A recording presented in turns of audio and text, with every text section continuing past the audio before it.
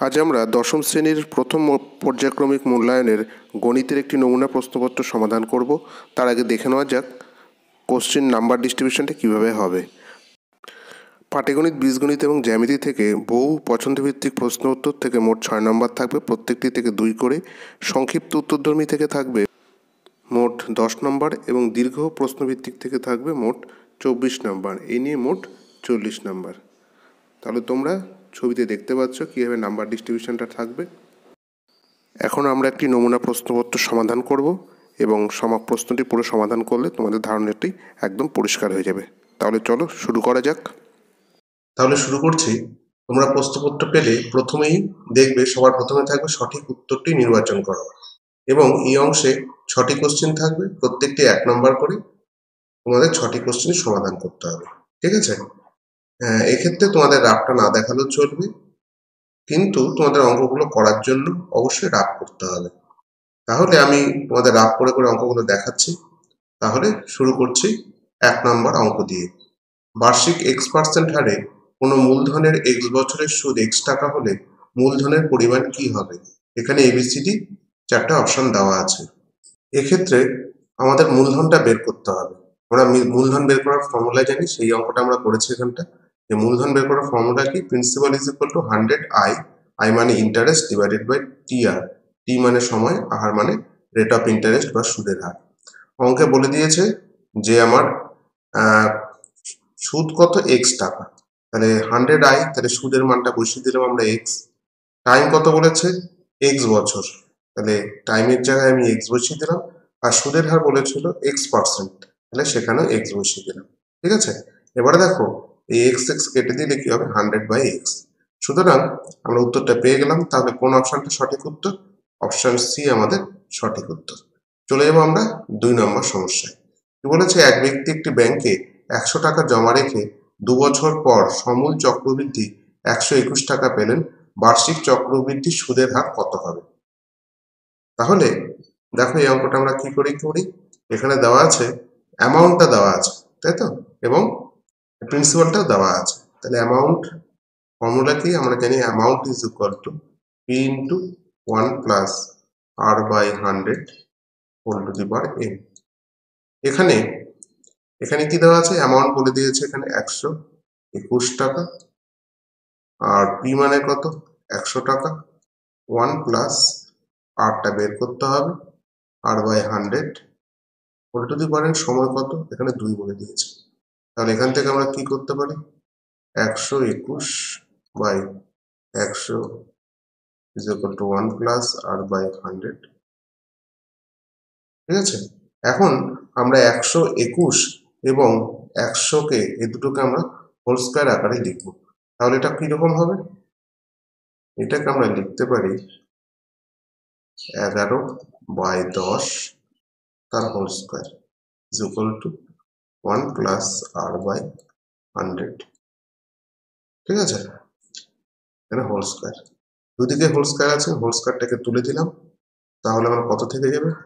11/10 is equal two হবে 1 plus R by 100। এখান থেকে আমরা কি করতে পারি?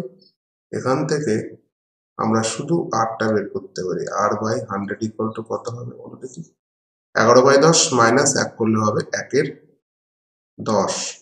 তাহলে অতএব এখানে আর কত হবে? 100/10 মানে 10। তাহলে অপশন এটা আমার সঠিক উত্তর। এরপরে আমরা চলে যাব 3 নম্বর অঙ্কে। 3 নম্বর অঙ্কে কি বলেছে? প্রদত্ত কোনটি দ্বিঘাত সমীকরণ? এখানে অপশন দিয়ে দিয়েছে x² plus 3 is equal to x into x minus 3, আর বি নাম্বারও দেওয়া আছে, সি দেওয়া আছে, ডি দেওয়া আছে। আমরা একে একে একটু টেস্ট করে দেখবো কোনটা দ্বিঘাত সমীকরণ। তাহলে প্রথমটা দেখো, প্রথম ক্ষেত্রে কি হচ্ছে? x² plus 3 is equal two, যদি গুণ করে দিই x দিয়ে, তাহলে এটা হয়ে যাবে x² মাইনাস 3x। দেখো দুপাশ থেকে x² কেটে গেলে এটা আর দ্বিঘাত সমীকরণ থাকছে না, সুতরাং এ নাম্বারটা হবে না। এবারে দেখো বি নাম্বারটার ক্ষেত্রে কি দেওয়া আছে? x plus 1 is equal two 1/x। এটাকে আমরা কি লিখতে পারি? আমরা লিখতে পারি x² প্লাস x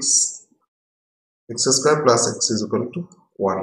অবশ্যই এটা একটা দ্বিঘাত সমীকরণ, কারণ এখানে চল আছে x, চলের সর্বোচ্চ ঘাত 2, তাহলে এটা একটা দ্বিঘাত সমীকরণ হবে।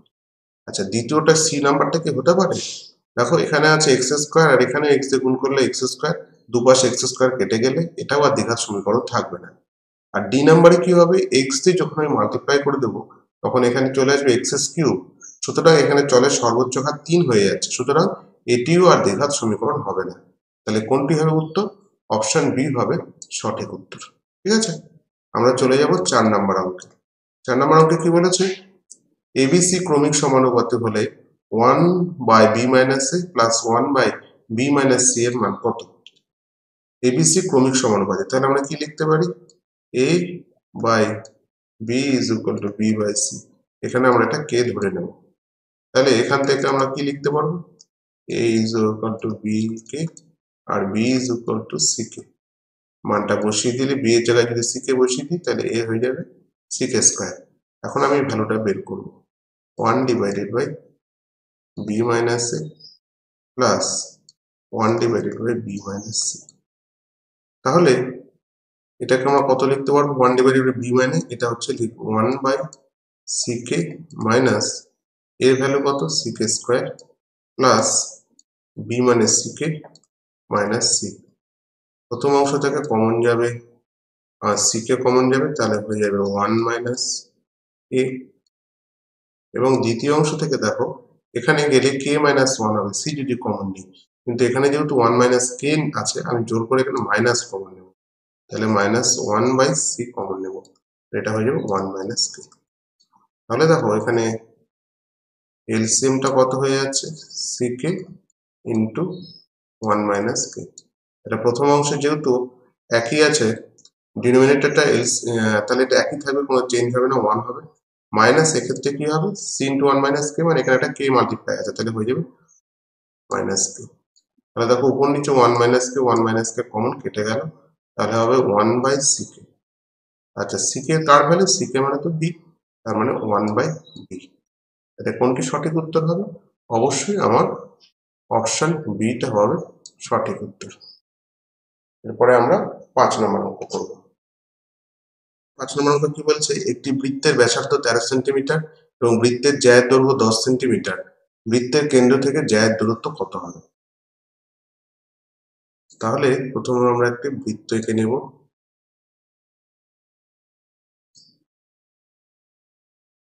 বৃত্তের মনে করো কেন্দ্র, একটা জ্যা, ধরে নিই জ্যা এবি। এখানে আমার জ্যায়ের দৈর্ঘ্য দেওয়া আছে, এবি ইজ ইকুয়াল টু কত দেওয়া আছে, এবি ইজ ইকুয়াল টু বলেছে জ্যায়ের দৈর্ঘ্য 10 সেন্টিমিটার, এটা বলে দেওয়া আছে। আচ্ছা, এখান থেকে মনে করো এটা বৃত্তের কেন্দ্র ধরে নিলাম, ও ব্যাসার্ধ ওবি ইজ ইকুয়াল টু কত বলে দিয়েছে, 13 সেন্টিমিটার। আমাকে বৃত্তের কেন্দ্র থেকে এই জ্যায়ের উপরে যে লম্ব দৈর্ঘ্য তার মানটা নির্ণয় করতে হবে। ধরে নিলাম এটা সি বিন্দু, তাহলে আমাকে কি বের করতে হবে, ওসি ইকুয়াল টু বের করতে হবে। দেখো এটা সমকোণী ত্রিভুজ, আমরা জানি বৃত্তের কেন্দ্র থেকে জ্যায়ের উপর যদি এটা লম্ব অঙ্কন করি তাহলে সেটা একটা কি হবে, সেই জ্যাটাকে সমদ্বিখণ্ডিত করবে। তাহলে আমরা বৃত্তের কেন্দ্র থেকে জ্যায়ের উপর লম্ব অঙ্কন করে নিলাম, কারণ এই দূরত্বটা একটু বের করতে হবে, তাই তো। তাহলে এই ও সি বি কি হবে, একটি সমকোণী ত্রিভুজ, এবং সমকোণী ত্রিভুজে পিথাগোরাসের উপপাদ্য প্রয়োগ করা যায়। তাহলে কি লিখবো, সমকোণী ত্রিভুজ ও সি বি থেকে কি পাবো, আমাকে বের করতে হবে ওসি। তাহলে ওসি ইজ ইকুয়াল টু কি হবে, রুট ওভার অতিভুজ স্কোয়ার মানে O B square minus BC square বা সিবি স্কোয়ার, সিবি স্কোয়ার। আমরা একটু আগে বললাম যে লম্ব যদি অঙ্কন করা যায় যেটাকে সমদ্বিখণ্ডিত করবে, তাহলে এখানে এই যে সিবির ভ্যালুটা কত হবে, এই জ্যায়ের অর্ধেক হবে, তার মানে হবে হচ্ছে 5 সেন্টিমিটার। তাহলে এখানে আমি কি করবো, ওবি মানে 13 স্কোয়ার মাইনাস 5 স্কোয়ার 5 স্কোয়ার, এটা হলে হয়ে যাবে 169 minus 25 is equal to root over 144, value কত 12। তাহলে অপশন বি আমার সঠিক উত্তর। ঠিক আছে, তাহলে এবার আমরা পরের অঙ্কে 6 নম্বর অঙ্কে কি বলেছে, ও কেন্দ্রীয় একটি বৃত্তের এবি ব্যাস AC is equal to BC, C বৃত্তের উপর অবস্থিত কোনো বিন্দু হলে সিএবি এর মান কত হবে। এখানে অপশনগুলো দেওয়া আছে। তাহলে আমরা একটা প্রথমে বৃত্ত অঙ্কন করে নেব। ও কেন্দ্রীয় বৃত্ত, এখানে এবি বলেছে বৃত্তের ব্যাস, এবি বৃত্তের ব্যাস ধরে নিলাম এর বৃত্তের পরিধির উপর একটা বিন্দু সি যুক্ত করলাম। আমাকে বলে দিয়েছে এসি আর বিসি সমান, তাহলে এই কোণটা সমান, তাই তো? এটুকু আমরা জানি, ত্রিভুজের দুটো বাহু সমান হলে সেটা সমদ্বিবাহু ত্রিভুজ হয়, তাহলে এই দুটো কোণের মানও সমান হয়। আবার আমরা জানি কি অর্ধবৃত্তস্থ কোণ মান কত হয়, অর্থাৎ এসিবি একটা অর্ধবৃত্তস্থ কোণ, অর্ধবৃত্তস্থ কোণের মান হয় 90 ডিগ্রি। আবার আমরা জানি যেহেতু এবিসি একটা ত্রিভুজ, ত্রিভুজের তিনটি কোণের মান কত হবে 180 ডিগ্রি, তাহলে এই কোণটা 90 ডিগ্রি আমার হয়ে গেল। বাকি এ কোণ আর বি কোণের সমষ্টি কত হবে, অবশ্যই 180 থেকে যদি বিয়োগ করে দিই তাহলে হয়ে যাবে 90 ডিগ্রি। একটু আগে বললাম এই দুটো কোণের মান যেহেতু সমান, তাহলে অতএব অ্যাঙ্গেল সিএবি কত হবে, মোট কোণের অর্ধেক হবে 90 ডিগ্রি বাই 2 মানে 45 ডিগ্রি। ঠিক আছে, তাহলে অপশন ডি আমার সঠিক। তাহলে আমাদের 1 নম্বর প্রশ্নের সমস্যা সমাধান করে ফেললাম। এরপর আমরা 2 নম্বর প্রশ্নের সমাধান করব। 2 আমরা মোট 5টি প্রশ্নের সমাধান করব এবং প্রত্যেকটির মান 2। সুতরাং 2 নম্বর প্রশ্নে মোট মান হবে 2 গুণন 5 অর্থাৎ 10। আমরা প্রথমে দুটো অঙ্ক করে নিচ্ছি, এরপর আর 3টা অঙ্ক করব। তাহলে 1 নম্বর অঙ্কে কি বলেছে যে একটি জেলায় প্রত্যেক বছর মাধ্যমিক পরীক্ষার্থীর সংখ্যা 10% করে বৃদ্ধি পায়। বর্তমান বছরে 1331 জন মাধ্যমিক পরীক্ষা দিলে 3 বছর আগে কতজন পরীক্ষা দিয়েছিল। আমরা এখানে ধরে নেব যে 3 বছর আগে x জন পরীক্ষা দিয়েছিল। তাহলে ধরি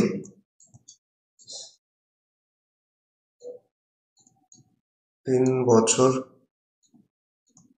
আগে x জন পরীক্ষা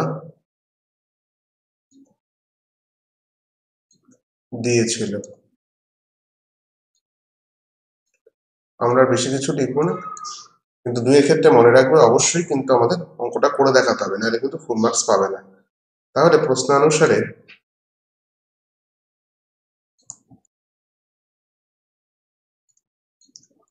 x জন তো ছিলই, তার সঙ্গে আমরা বেড়েছে কত করে, 10% করে বৃদ্ধি পেয়েছে, তাহলে x into 10/100 whole to the power কত হবে 3 বছরে বেড়েছে। এটা আমরা সমহার চক্রবৃদ্ধি সূত্র থেকে পেয়ে থাকি, সেই সূত্রটা আমরা এখানে ব্যবহার করেছি। তাহলে x into 1 plus 10/100 whole to the power 3, যেহেতু 3 বছর বলেছে তাহলে পরে 3 বছরে মোট পরীক্ষার্থীর সংখ্যা এটা হয়ে যাবে। কিন্তু অঙ্কে আমার বলে দিয়েছে যে 3 বছর পরে অর্থাৎ বর্তমানে মাধ্যমিক পরীক্ষার্থীর সংখ্যা কত, 1331 জন।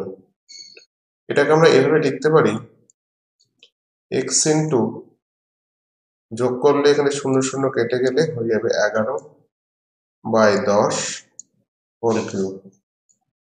এটা মানে হচ্ছে 11 কিউব। সুতরাং উপর থেকে যদি 11 কিউব কেটে যায়, নিচে আছে 10 কিউব, তাহলে হয়ে যাবে 10 কিউব মানে কত 1000। তাহলে 3 বছর আগে কতজন পরীক্ষা দিয়েছিল, অর্থাৎ 1000 জন পরীক্ষা দিয়েছিল। এটুকু করলেই হবে। চলে যাব 2 নম্বরে। দেখো 2 নম্বরে কি বলেছে যে 5+√2 মিশ্র দ্বিঘাত করণীর অনুবন্ধী করণী -5 +√2 নয় কেন, কারণটা আমাকে দেখাতে বলেছে। এখানে কিন্তু বোঝার বিষয় আছে, যেটা কি এখানে কিন্তু বলেছে যে অনুবন্ধী করণী হবে না কেন, সেই কারণটা আমাকে দেখাতে বলেছে। আমরা জানি দুটো দ্বিঘাত করণী অনুবন্ধী করণী হওয়ার শর্ত ওদের যোগফলটা একটি মূলদ সংখ্যা হবে এবং গুণফলটা একটি মূলদ সংখ্যা হবে। তাহলে প্রথমে আমরা কি টেস্ট করবো, প্রথমে পরীক্ষা করে দেখব যে এই দুটো করণী দেওয়া আছে এদের যোগফলটা কি একটি মূলদ সংখ্যা হচ্ছে।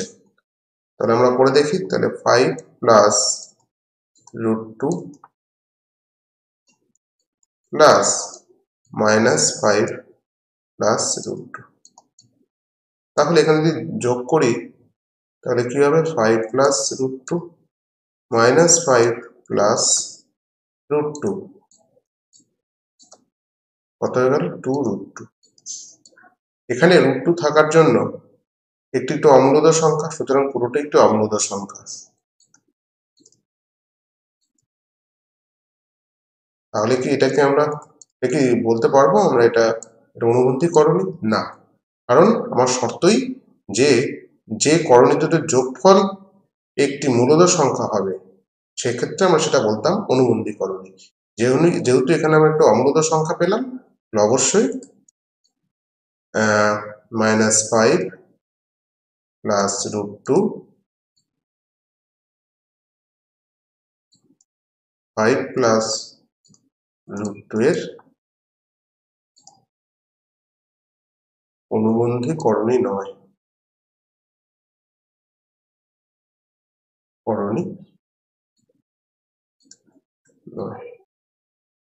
ঠিক আছে? আশা করি বুঝতে পেরেছো। আমরা চলে যাব পরের অঙ্কে, অর্থাৎ 3 নম্বর অঙ্কে। 3 নম্বর অঙ্ক কি বলেছে, কোনো মূলধন একটি নির্দিষ্ট সরল সুদের হারে 20 বছরে দ্বিগুণ হয়, একই সরল সুদের হারে ওই মূলধন 3 গুণ হবে কত বছর? তাহলে প্রথম ক্ষেত্রে আমার মূলধনটা দ্বিগুণ হয়েছে, তাহলে প্রথমে ধরি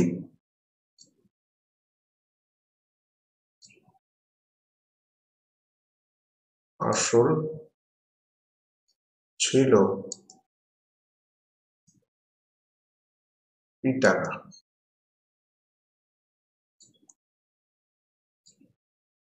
20 বছরে কত হয়েছে? 20 বছরে হয়েছে 2p টাকা, তাই তো? তাহলে এটা সুদে মূলে 2p টাকা হয়ে গেছে। তাহলে এক্ষেত্রে therefore সুদটা কত হলো? ছিল p হয়ে গেল 2p, তাই 2p থেকে p বিয়োগ করলে হবে p টাকা। এখন আমি এক্ষেত্রে সুদের হারটা জানি না, তাহলে ধরে নেব, ধরি সুদের হার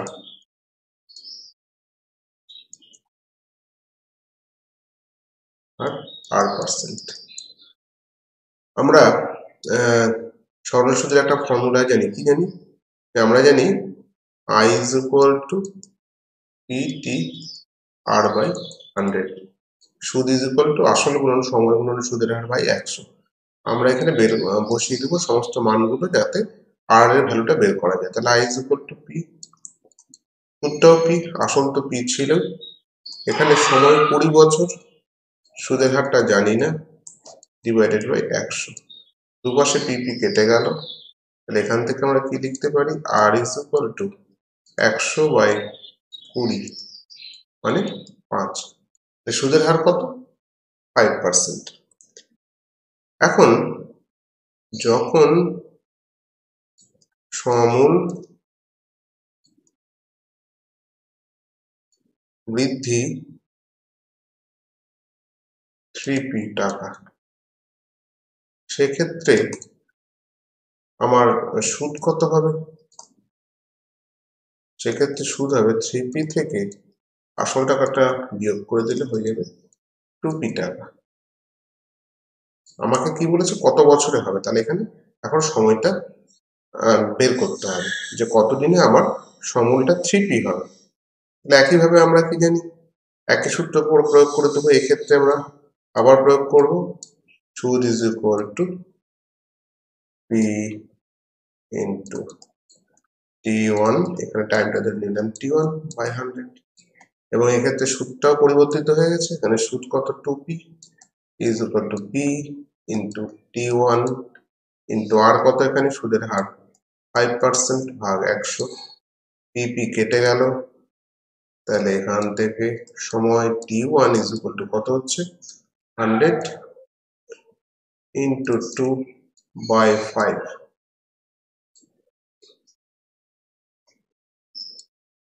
তাহলে 40। তাহলে 40 বছরে ওই মূলধন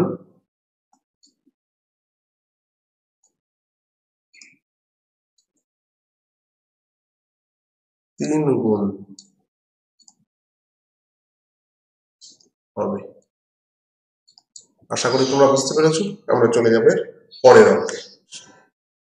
শুরু করি 4 নম্বর অঙ্ক। কি বলেছে? প্রদত্ত অকেন্দ্রীয় বৃত্তের ওপি লম্ব এবি, যে ওপি লম্ব AB, AB equal to 6 centimetre. এখানে এবির দৈর্ঘ্য কত বলেছে? 6 সেন্টিমিটার। এবং PC is equal to 2 centimetre হলে বৃত্তের ব্যাসার্ধের দৈর্ঘ্য নির্ণয় করো। তাহলে দেখো আমি অঙ্কটা করে ফেলেছি অলরেডি। ধরি ব্যাসার্ধ বের করতে বলেছে, আমরা ধরি ব্যাসার্ধের দৈর্ঘ্য কত? 8 সেন্টিমিটার। ঠিক আছে। এবারে পিসি ইকুয়াল টু বলে দেওয়া আছে, মানে এই যে এইটুকু দৈর্ঘ্য আমাকে বলে দিয়েছে কত? 2 সেন্টিমিটার। তাহলে এটা প্রদত্ত দেওয়া আছে। তাহলে পুরো দৈর্ঘ্যটা 8, এটা বৃত্তের ব্যাসার্ধ, এটাও বৃত্তের ব্যাসার্ধ,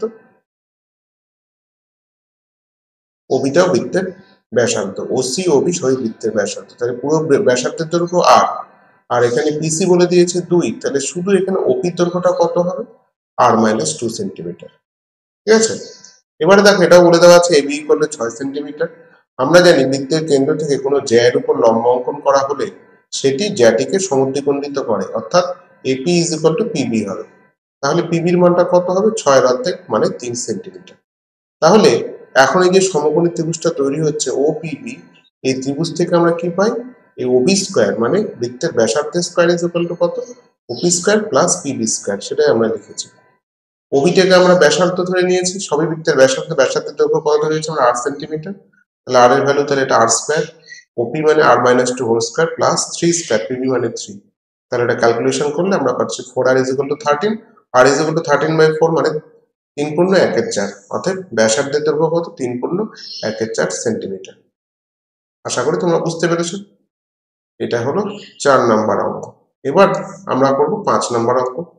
5 নম্বর অঙ্কে কি বলেছে? একটি লম্ববৃত্তাকার চোঙের ব্যাসার্ধের দৈর্ঘ্য 50% হ্রাস করা হলো এবং উচ্চতা 50% বৃদ্ধি করা হলো। চোঙটির আয়তনের শতকরা কত পরিবর্তন হবে? তাহলে প্রথমত ধরি ব্যাসার্ধ কত ধরে নিলাম? ব্যাসার্ধ ধরে নিলাম আর একক। উচ্চতা কত? উচ্চতাও ধরে নেব আমি এইচ একক। এখন দুটোই পরিবর্তিত হয়ে গেল। এখন তাহলে দেয়ারফর পরিবর্তিত ব্যাসার্ধ কত হচ্ছে? ব্যাসার্ধ আমার 50% হ্রাস পেয়েছে, মানে অর্ধেক হয়ে গেছে। তাহলে এক্ষেত্রে ব্যাসার্ধটা কত হবে এখন? r/2। আর পরিবর্তিত উচ্চতা কত হবে? 50% বৃদ্ধি পেয়েছে, যা ছিল তার সঙ্গে আরো 50% বেড়ে গেছে। তাহলে এখানে করলে কত? 1/2। তার মানে এখানে কত হবে? ক্যালকুলেশন করে 2h প্লাস h/2 মানে 3h/2। তাহলে পরিবর্তিত ব্যাসার্ধ কত? r/2, আর পরিবর্তিত উচ্চতা কত? 3h/2। তাহলে এখন আয়তনগুলো বের করে দেখি। তাহলে পুরনো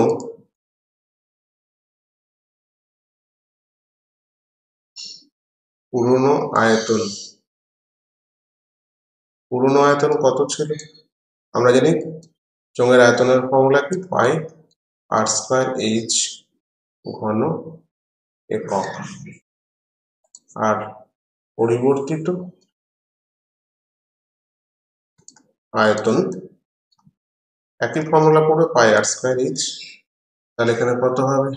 পাই ইন্টু r², এখন r মানে r/2 ইন্টু h মানে এখানে উচ্চতা এখন 3h/2। এটাকে আমরা লিখতে পারি pi into r²/4 into 3h/2। ঠিক আছে। তাহলে আমার এখন আয়তনের কত পরিবর্তন হলো? আগে ছিল এই আয়তন, এখন হয়ে গেল এই আয়তন। তাহলে দেখো, দেখে বুঝতে পারছো আয়তনটা আমার কমে গেছে। এবং তাহলে কতখানি আয়তন কমে গেল? তাহলে আয়তন কমেছে কতখানি আয়তন কমেছে? আগে ছিল পাই আর স্কোয়ার এইচ, সেখান থেকে কমে গেছে। গুণ করলে সামনে যদি আমরা 3 নিয়ে আসি তাহলে হবে 3 পাই আর স্কোয়ার এইচ বাই 4 দুগুণ 8। যদি আমরা বিয়োগ করি, বিয়োগ করলে কত হবে? 8 পাই আর স্কোয়ার এইচ মাইনাস 3, তাহলে এটা হবে 5 পাই আর স্কোয়ার এইচ। এটা লেখাটা একটু গন্ডগোল হলে পরিষ্কার করে লিখি। 5 পাই আর স্কোয়ার এইচ বাই 8। তাহলে আয়তন কমেছে এত ঘন একক। আমাকে বলেছে শতকরা কত পরিবর্তন, তাহলে শতকরা পরিবর্তন, তাহলে শতকরা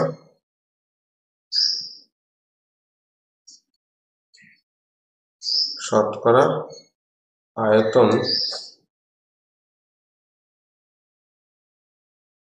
কমেছে।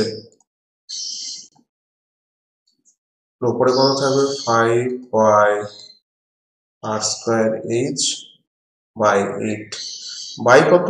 আমরা আগে কত আয়তন ছিল? পাই আর স্কোয়ার এইচ, তাহলে এটা লিখবো পাই আর স্কোয়ার এইচ। শতকরার জন্য 100 দিয়ে মাল্টিপ্লাই।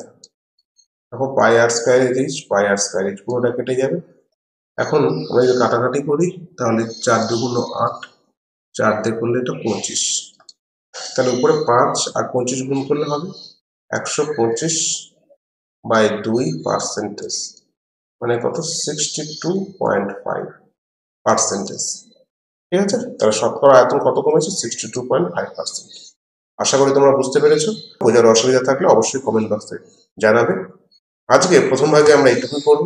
আমরা দ্বিতীয় দিনে 3 নম্বর, 4 নম্বর, 5 নম্বর, 6, 7 এই প্রশ্নগুলো কিরকম প্যাটার্নে আসে সেটা নিয়ে আমরা আলোচনা করব। আজ তাহলে এখানে শেষ করছি, আগামী দিনে আবার দেখা হবে।